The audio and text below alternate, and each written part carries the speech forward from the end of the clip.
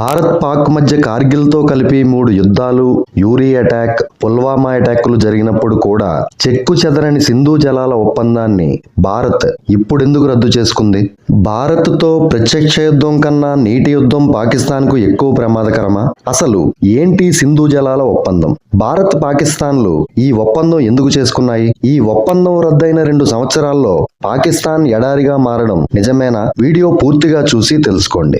సింధు నది పరివాహక ప్రాంతం ఇంచుమించు 11.2 లక్షల చదరపు కిలోమీటర్లు. పాకిస్తాన్లో 47%, భారత్లో 39%, చైనాలో 8%, ఆఫ్ఘనిస్తాన్లో 6% ఉంది. సింధు నది చుట్టుపక్కల ప్రాంతాల్లో 30 కోట్ల మంది జీవిస్తున్నారని ఒక అంచనా. 1947లో భారత విభజనకు ముందే పంజాబ్, సింధు ప్రాంతాల మధ్య ఈ గొడవ ప్రారంభమైంది. 1947లో భారత్ పాకిస్తాన్ ఇంజనీర్లు సంతకం చేసిన స్టాండ్ స్టిల్ ఒప్పందం ప్రకారం 1948 మార్చి 31 వరకు 2 ప్రధాన కాలువల ద్వారా పాకిస్తాన్కు సింధు జలాలు అందుతూ వచ్చాయి. తర్వాత 1951 నుంచి దాదాపు దశాబ్దం పాటు జరిగిన చర్చలు, సమావేశాల తర్వాత 1960 సెప్టెంబర్ 19న కరాచీలో సింధు నదీ జలాల ఒప్పందంపై సంతకాలు జరిగాయి. అప్పటి భారత ప్రధాని జవహర్లాల్ నెహ్రూ, పాకిస్తాన్ అధ్యక్షుడు మహమ్మద్ ఆయుబ్ ఖాన్లు సంతకం చేశారు. ఈ ఒప్పందంపై ప్రపంచ బ్యాంకు ప్రతినిధులు కూడా సంతకం చేశారు. ఈ ఒప్పందం ప్రకారం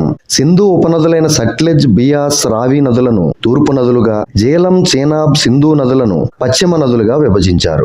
భారత్ తూర్పు నదుల జలాలను, పాకిస్తాన్ పశ్చిమ నదుల జలాలను వాడుకోవచ్చు. భారత్ జల విద్యుత్, వ్యవసాయం లాంటి వాటికి కూడా వినియోగించవచ్చు. ఈ ఒప్పందం ప్రకారం శాశ్వత సింధు కమిషన్ ఏర్పాటు చేసి ప్రతి కొంతకాలానికి 2 దేశాల కమిషనర్లు సమావేశమై ఎలాంటి సమస్యలున్నా చర్చించేవాళ్లు. ఏదైనా ఒక దేశం ప్రాజెక్టు నిర్మాణం చేపడితే డిజైన్ పై అభ్యంతరం చెప్పే హక్కు ఇంకో దేశానికి ఉంటుంది. అయితే జలాలకు బదులుగా శాంతి లభిస్తుందనుకుంటే ఒప్పందం జరిగిన 5 ఏళ్లకే 1965లో పాకిస్తాన్ జమ్మూ కాశ్మీర్ పై దాడి చేసింది. ఇంతకు ముందే భారత్ వైపు నుంచి ఈ ఒప్పందం రద్దు చేసుకోవాలని ఎన్నోసార్లు ఎన్నో డిమాండ్లు వచ్చాయి. ఇప్పుడు పెహల్గావ్ ఉగ్రదాడి నేపథ్యంలో భారత్ ఈ సింధు నదీ జలాల ఒప్పందాన్ని నిలిపివేస్తూ ఏకపక్షంగా నిర్ణయం తీసుకుంది. నదీ జలాలను ఆపితే దాన్ని యుద్ధంగా పరిగణిస్తాం అని పాకిస్తాన్ హెచ్చరించింది. సింధు పరివాహక ప్రాంతంలో ప్రవహించే నీటితోనే పాకిస్తాన్లో 80% పైగా పంటలు పండుతున్నాయి. విద్యుత్తులో 3/4 ఈ నదులపై నిర్మించిన ప్రాజెక్టుల ద్వారానే వస్తుంది. భారతదేశంలో ఈ నదుల మీద హైడ్రో పవర్ ప్రాజెక్టులు మాత్రమే ఉన్నాయి. భారీగా నీటి నిల్వ చేసే ప్రాజెక్టును ఏ నది మీద భారత్ ఇప్పటి వరకు కట్టలేదు. ఈ హైడ్రో పవర్ ప్రాజెక్టులు టర్బైన్లను తిప్పడానికి, విద్యుత్ ఉత్పత్తి చేయడానికి మాత్రమే నీటి ప్రవాహాన్ని ఉపయోగించుకుంటాయి తప్ప నీటిని నిల్వ చేయలేవు. సింధు, జేలం, చేనాబ్ నదుల్లో ఒప్పందం ప్రకారం 20% నీరు వాడుకునేందుకు వీలైన మౌలిక వసతులు కూడా భారత్లో లేవు. అయితే భారతదేశం ఈ ప్రవాహానికి ఎగువన ఉండడం భౌగోళికంగా కలిసొచ్చే అంశం. కానీ భారతదేశం ప్రస్తుతం ఈ నదులపై నిర్మించిన ప్రాజెక్టులను ఉపయోగించి నీటి ప్రవాహాన్ని కట్టడి చేయడం ద్వారా ఈ వేసవిలో పాకిస్తాన్కు నీటి కష్టాలు మాత్రం తప్పవు. వరదలకు సంబంధించిన డేటాను కూడా భారత్ పాకిస్తాన్కు ఇక మీద ఇవ్వదు. వరదల సమయంలో నీటిని నిల్వ చేసి ఎలాంటి హెచ్చరికలు లేకుండా సడన్ గా దిగువనున్న ప్రాంతంలోకి వదిలి అంతులేని విధ్వంసం సృష్టించే వాటర్ బాంబుగా మార్చగలదు. సింధు లాంటి హిమాలయన్ నదుల ప్రవాహంలో బురద కూడా ఉంటుంది.